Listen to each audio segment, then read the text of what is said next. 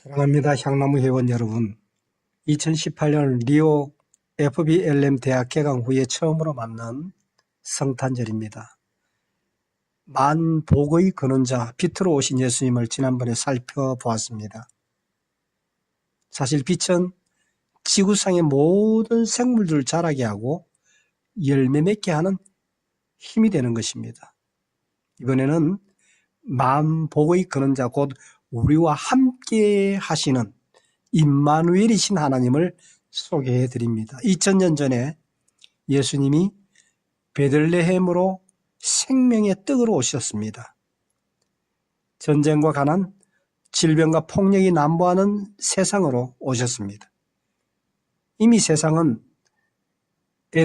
에너지가 단선된 곧 끊어진 전기줄 같은 상황 때문에 빛을 공급받지 못한 모습으로 살았었죠. 그래서 내가 어디로 가는지, 무엇 때문에 사는지, 내가 과연 누군지 아무것도 모르는 어둠이었습니다. 돈 때문에 자식이 부모를 죽이고, 부모된 자가 자식을 버리고, 남자가 남자를 안고 여자가 여자로 즐기는 소경이 아니고 무엇이겠습니까? 완전히 어둠 속 혼란이었습니다. 빛이 없으니 사탄을 끌어안고 이단을 친구 삼는 그런 소경이었습니다. 우리는 본질적으로 다 어둠에서 태어났다고, 어둠에 앉은 백성들이라고 성경은 진단합니다. 그런데 이 성탄일에 빛으로 오셔서 전인의 해독을 해 주시기 시작을 했던 겁니다. 요한복음 1장 9절에 빛으로 오셔서 죽은 우리 영혼을 살려주셨고 끊어진 생명줄, 빛의 줄을 연결시켜 주셨습니다. 영적으로 죽은 자, 죽은 영이 예수님으로 인해서 생명을 얻고 살아났습니다. 빛 앞에 어둠은 자연스럽게 물러가고 죄가 힘을 잃었습니다. 다음으로 어두운 인생의 발등에 빛이 되어 주셔서 우리를 인도해 주신 것입니다. 빛으로 오신 그 주님의 성탄일을 맞습니다. 크리스마스, 그분이 그리스도다. 그 예배하고 경배하는 축하하는 날이 크리스마스의 의미인 것입니다. 그리스도, 크리스도, 그 의미는 곧 기름 부음 받은 자, 구원자, 그런 의미인 것입니다. 인류를 구원하시기 위해 눈으로 보이게 태어나신 하나님, 인간의 몸을 입으신 그분이 하나님이시다, 구원자시다. 이 선언이, 이 예배가 크리스마스의 의미인 것입니다. 어떤 분들은 눈으로 보이지 않는 것이 존재하는 것인가? 하나님이 보여야 믿지. 그런 말씀들을 합니다.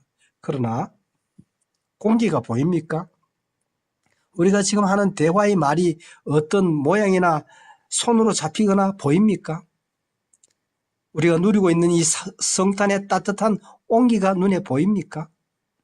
보이지는 않지만 느껴지는 것이 있지요. 우리에게 임마누엘 선물로 오신 예수님의 사랑이 저와 우리 가운데 넘쳐나는 것입니다. 어둠에 앉은 이 세상에 빛으로 오신 그 예수님의 은혜와 그 사랑의 표현이, 그 빛의 그 어떤 파워가 우리 가운데 있는 것입니다. 하나님이 인간의 몸을 입고 베들레헴에 오신 거룩한 하나님의 사랑을 전하는 것이 성탄절인 것입니다. 오늘 하나님의 메신저 역할을 했던 가브리엘 천사는 마리아에게 나타나서 네가 하나님의 아들을 낳고 다윗의 위를 이을 것이며 이스라엘의 왕이라고 예언하고 있습니다. 요셉에게는 성령으로 잉태될 것이니 두려워하지 말라, 염려하지 말라. 그리고 그 이름을 예수라 하라. 그 예수란 뜻은 자기 백성을 저의 죄에서 구원할 자이다, 그런 의미를 가지는데, 이 아름다운 이름 예수, 능력의 이름, 이 이름을 가만히 살펴보십시다. 그 뜻은 자기 백성을 저희 죄에서 구원할 자이다 말씀을 가만히 살펴보면 이것은 예정론입니다. 많은 백성들 중에서 소수의 자기 백성을 본질적으로 예수님의 백성이 아닌 백성이 있다고 선언하는 것입니다. 또 마태복음 1장 23절에 보면 하나님이 우리와 함께 하신다. 이 말은 무슨 뜻이냐면 아기 예수님이 하나님이시라는 말씀입니다. 아기 예수님이 임마누엘 하나님이다 이 말입니다. 많은 백성들 중에 자기 백성을 구원하기 위해서 오신 분이고 마태복음 1장 23절에 우리와 함께 하시기 위해서 오신 하나님이시다. 예수님은 성자 하나님이십니다.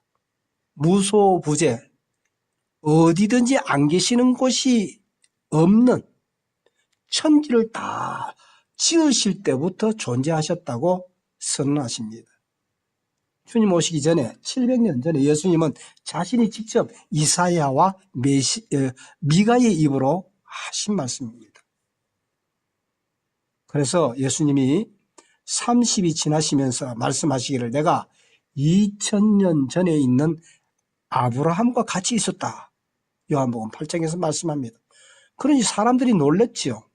나이 50도 안 된 사람이 어떻게 무슨 방법으로 2000년 전에 아브라함과 그 이전에도 있었다는 말인가. 한 걸음 더 나가서 내가 모세를 이리 가라 저리 가라 그렇게 말씀하셨다는 거예요.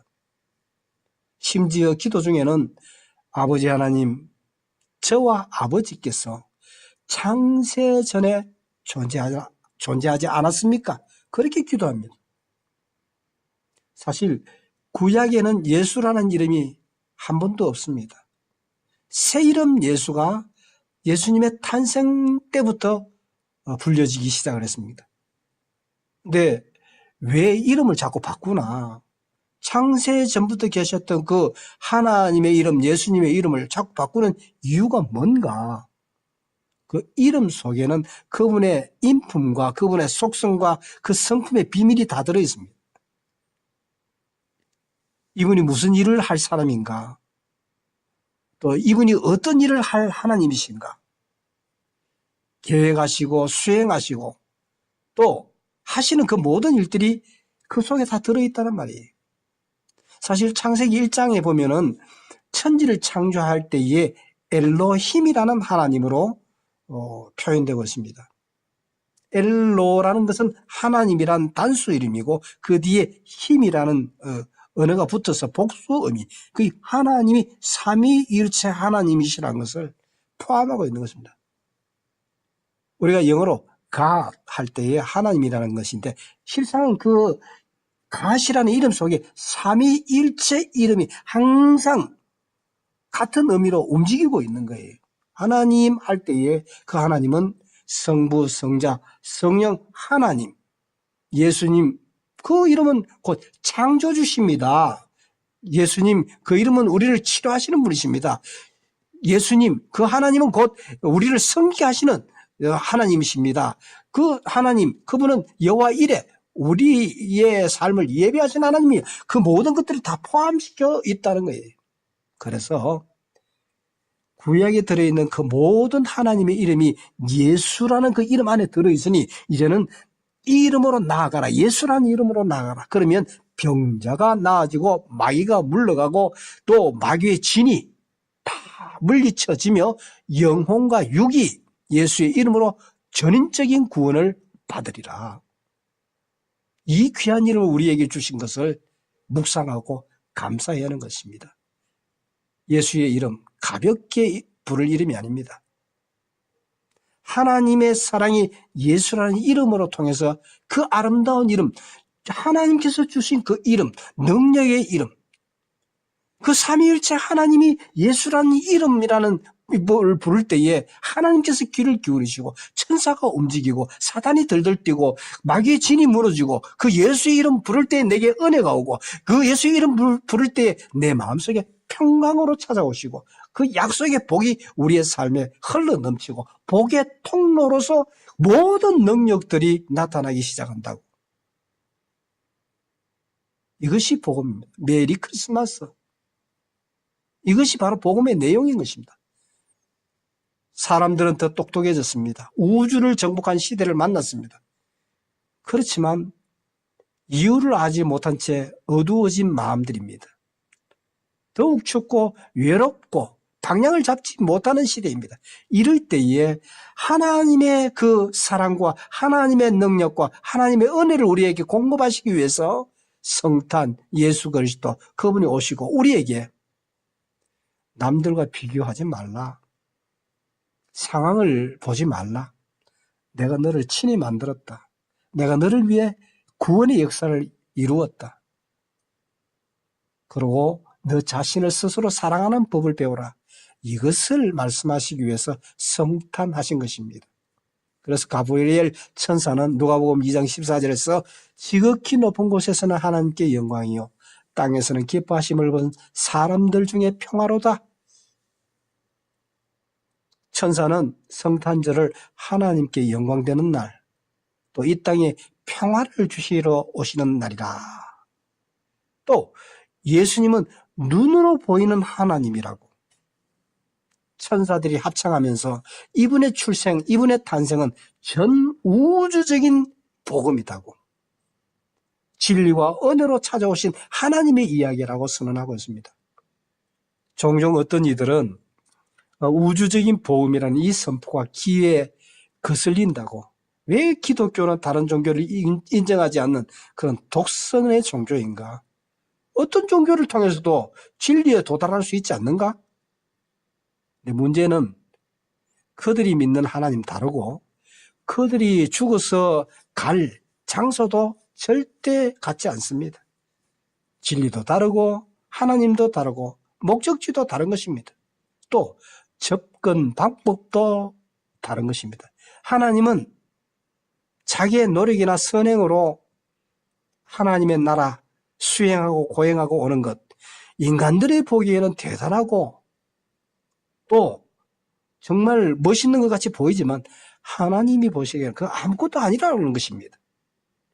내 공로, 내 노력, 내 힘으로 찾아갈 수 있는 종교도 아니고 찾아오게 허락한 종교도 아닌 것입니다. 기독교는 이 구원을 위해서 위에서 주시는 친히 오셔서 선물로 주시고 이 선물을 믿음으로 받으라 하는 것입니다. 나를 만나러 하늘 위로 올라오라 그래 말하지 않고 하나님이 직접 내려와 주셔서 만나 주시는 것이 성탄입니다. 구원을 위해서 이렇게 하라 저렇게 하라 노력하라 행하라 그렇게 하지 않고 내가 이미 다 해놨으니 내가 주는 이 선물을 믿고 받아들이라.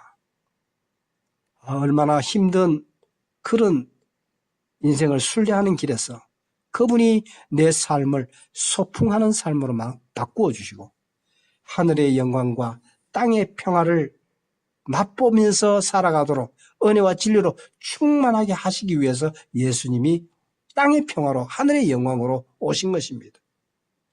우리에게 천국 가는 길을 환하게 열어주시고 그분이 만들어주신 십자가의 공로를 의지하고 그 공로에 티켓팅만 하면 천국으로 십자가 따라서 믿음으로 구원을 받는다고. 내가 곧 길이요 진리요 생명이라고. 다른 종교와는 전혀 다른 복음입니다. 내가 양의 문이라. 가브리엘 천사의 찬양 속에 담긴 온 백성에게 미칠 큰 기쁨의 좋은 소식을 전하노라. 단순히 한 민족이 아니고 온 우주 인류에게 미칠 복음 너희에게 전한다. 하나님이 육신이 되어서 우리 가운데 거하신다. 말도 안 되는 사건이 우리에게 벌어졌다는 것입니다. 다윗의 동네에 구주가 나신다. 그리고 그 구주는 보자기에 쌓인 구유의 여물통의 아기로 계신다. 예수님의 탄생은 임마누엘입니다. 우리와 함께 하신다는 겁니다. 하나님이 우리 안에 들어오시고 다가오신 사건입니다. 성탄은 주님이 내 안에, 내가 주님 안에 거하는 사건입니다. 하늘과 땅을 이어준 사건입니다. 하나님과 인간이 만난 사건입니다. 하나님의 영광과 땅의 평화가 입을 맞추는 날입니다. 하늘 없는 땅이 생명 없는 사막이지요. 땅 없는 하늘은 또한 의미 없는 허공입니다. 인간 없는 하나님은 몸 없는 영혼뿐이고 하나님 없는 인간은 영혼 없는 뼈조각입니다. 하늘에는 영광, 땅에서는 기뻐하심을 입은 자들에게 평화로다. 하늘의 영광 없는 땅의 평화, 그것은 인간의 욕망과 이기심으로 쌓는 바벨탑입니다. 로마의 평화, 군사력으로 만든 평화, 권력으로 만든 평화는 평화를 가장한 욕망의 바벨탑입니다. 한편 땅의 평화 없는 하늘만의 영광은 맹신이요 맹목이요 맹종의 우상 숭배일 뿐입니다. 그래서 천사들이 말하는 하늘의 영광과 땅의 평화가 만드는 이 엄청난 기적이 바로 성탄인 것입니다. 하늘의 영광 없이 이 땅의 평화가 가능하고 이 땅에 평화 없는데 어떻게 하나님의 영광만 있을 수가 있겠습니까? 이 두 가지는 불가능한 일입니다. 사실 땅은 신음과 무질서와 불의와 탄식이 창궐한데 하늘의 영광만 가득 차다면 무슨 의미가 있겠습니까? 그렇다고 하늘 기뻐하지 않고 하나님의 진리를 따르지 않는 이 땅의 평화만 있다면 그것이 참된 평화로 가능할 것입니까? 천사들이 던지는 이 찬양 속에 엄청난 의미를 담고 있습니다. 그런데 예수님이 오심으로 이 두 가지가 입맞추는, 온 세상이 입맞추는 사건의 성탄의 의미인 것입니다. 우리 인생들에게 있어서 가장 중요한 것은 실상 하나님의 영광입니다. 사람을 만드신 하나님 의도가 하나님께 영광 돌리게 하기 위해서, 교제하기 위해서, 함께하기 위해서, 기뻐하기 위해서, 그 즐거움을 나누기 위해서 인간을 만들었습니다. 그래서 바울은 먹든지 마시든지 무엇을 하든지 다 하나님의 영광을 위하여 하라. 또 우리가 이 땅에서 가장 간절히 바라는 것은 평화일 것입니다. 인간의 모든 행복의 집합 40가지 이상의 세상의 좋은 의미가 다 담긴 것이 샬롬입니다. 세상이 원하는 것은 평화입니다. 온 천하를 얻고도 마음이 불편하면 뭐합니까? 마음의 평화 없이 산의 진미가 무슨 의미가 있습니까? 돈, 명예, 부, 무슨 만족입니까? 평화를 원합니다. 그리고 하나님의 영광을 원합니다. 그런데 그 평화 그냥 오는 것이 아니라 정의와 사랑이 같이 만날 때에 자신의 마음으로부터 평화가 옵니다.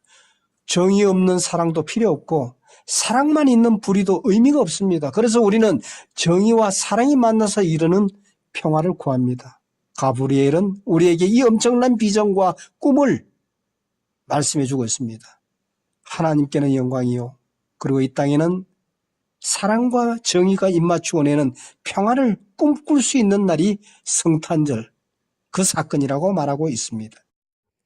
하늘의 영광과 이 땅의 평화로 임마누엘로 우리와 함께 하시는 하나님으로 오신 것을 기뻐하는 것이 성탄절입니다. 어둠에 앉았던 우리들에게 성탄으로 찾아오심을 감격 감사하고 다시 주님의 마음으로 세상을 향하여 나가기를 결단하는 것이 성탄절입니다. 결론을 맺겠습니다. 결코 내 뜻대로 주어질 성공과 평화가 아닙니다. 주님의 은혜가 여러분을 성공하게 하실 것입니다. 이미 주어진 평화와 영광의 특권이 선물로 주어졌다면 누리지만 말고 내임 필요한 자들, 주변에 우는 자들과 함께 손뻗어서 그들을 행복하게 만들어주는 일에 성탄합시다. 하늘의 영광, 땅의 평화 시스템을 구축하는 일이 교회와 그 백성들의 의무입니다. 나아가 저들이 왜 불행해졌나, 불행의 원인을 찾아 막아내는 일을 위해서 임마누엘 하십니다. 하늘의 영광, 땅의 평화로 하나님이 우리와 함께 하십니다. 오시는 그분을 빈방 없다 외면하는 세상에 말구유로 오시는 내 구주 예수님을 향해 영접하며 열린 마음으로 경배하는 나의 주, 나의 그리스도, 나의 주님의 은혜가, 그 고백이 성탄에 있기를 축복합니다.